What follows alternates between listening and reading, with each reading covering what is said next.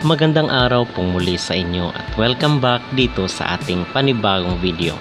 At mga kapolitika, atin pong pag-uusapan itong si Saldico dahil meron pong post itong si Dean Chase, itong isang vlogger na nakabase sa Amerika, at meron siyang intelligence na nakuha na kita daw or spotted daw itong si Saldico sa Dubai International Airport, at meron siyang picture na ipinakita dito sa kanyang Facebook page, at meron ring mga detalye kung saan siya papunta. So nagpunta siya ng Madrid at Singapore.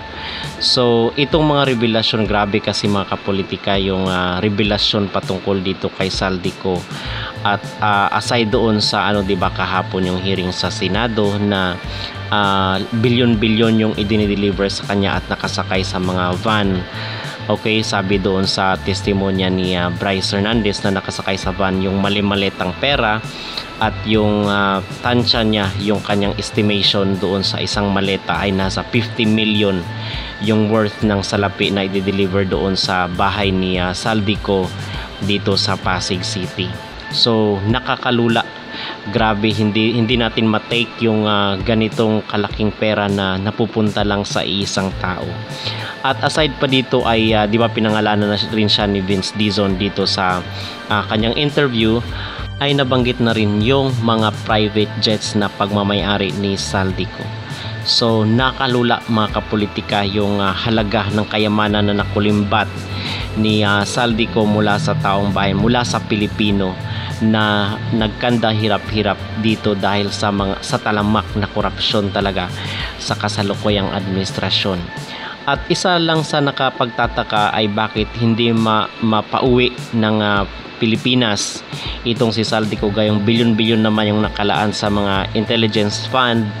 Nababanggit siya ng iba't ibang mga testimony dito sa mga hearing na ito, pero hanggang ngayon ay wala pa ring aksyon yung mismong gobyerno, yung pinaka puno mismo ng gobyerno natin, yung pamahalaang or yung administrasyon. Wala pa talagang aksyon mga kapolitika. At isa pa sa nakapagtataka kahapon doon sa hearing ng Senado is bakit hindi na nababanggit yung pangalan ni Speaker Martin Romualdez.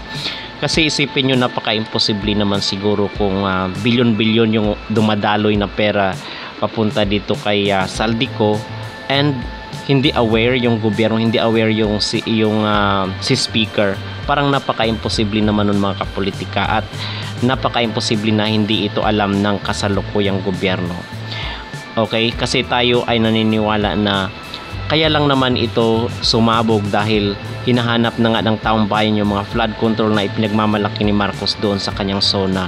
So kung hindi pa siguro nagkabaha-baha dito sa Luzon, especially dito sa Metro Manila, ay baka hindi pa mabuko yung mga missing at mga substandard na mga flood control project. Okay? So nakapagtataka lang na bakit hindi mapabalik ng gobyerno yung itong si Saldico, gayong bilyon-bilyon naman yung mga intel nila, at bakit yung mga netizen pa, yung mga concerned citizen pa sa ibang bansa ang nakahuli sa kanya kung saan ang mga whereabouts, mga kinaroroonan ni Saldico. Okay?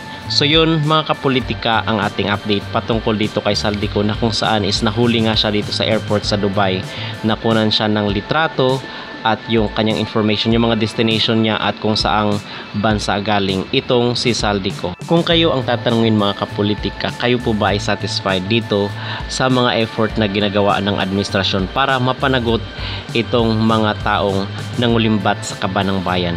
Mag-comment sa ibaba at huwag kalimutang mag-like at mag-subscribe kayo dito sa ating YouTube channel. Maraming salamat po.